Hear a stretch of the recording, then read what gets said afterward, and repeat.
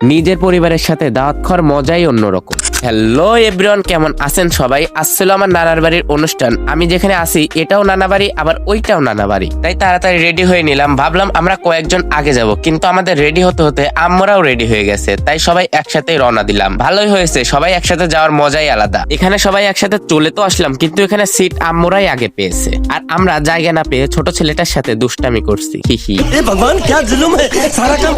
একটু পরে দেখি নায়ক নায়িকা চলে এসেছে। এ কি, নায়ক একা কেন? আমার নায়িকা কই? আরে ওই যে দেখা যায় আমার নায়িকা।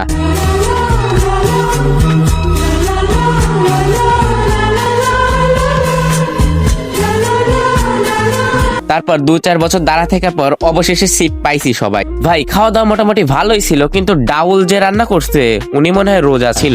তার একটু পরেই দেখি মাংস দিছে, কিন্তু এ কিয়া হে, এ মাংস দিছে নাকি হাড্ডি দিছে? আমার অসহায় দাঁত দিয়ে এইটা খাওয়া সম্ভব, তাই আস্তে করে রেখে দিলাম। তারপরেও খাওয়া দাওয়া ভালোই করলাম, আর দইটা অনেক মিষ্টি ছিল, ভালোই লাগছে। আমরা খাওয়া দাওয়া শেষ করে ফেলেছি, আর মামা সেই কোপ দিছে।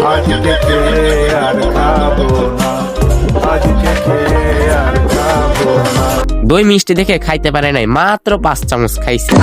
খাওয়া দাওয়া শেষ করে আমার আপু আর ভাইয়াকে বিদায় করে দিলাম। ওনাদের থাকতে বললাম, কিন্তু ওনাদের কাজ আছে বলে তাই তাড়াতাড়ি যাইতে হবে। তারপর আমরা 2 পিচ্চি নিয়ে একটু হাঁটাহাঁটি করলাম। তারপর দোকানে গিয়ে বড় একটা মজো আর ললিপপ খাইলাম। এই ক্লিপটা না দেখলে তো আপনারা বিশ্বাসই করতেন না যে আমরা টাকা দিয়ে দাওয়াত খাই।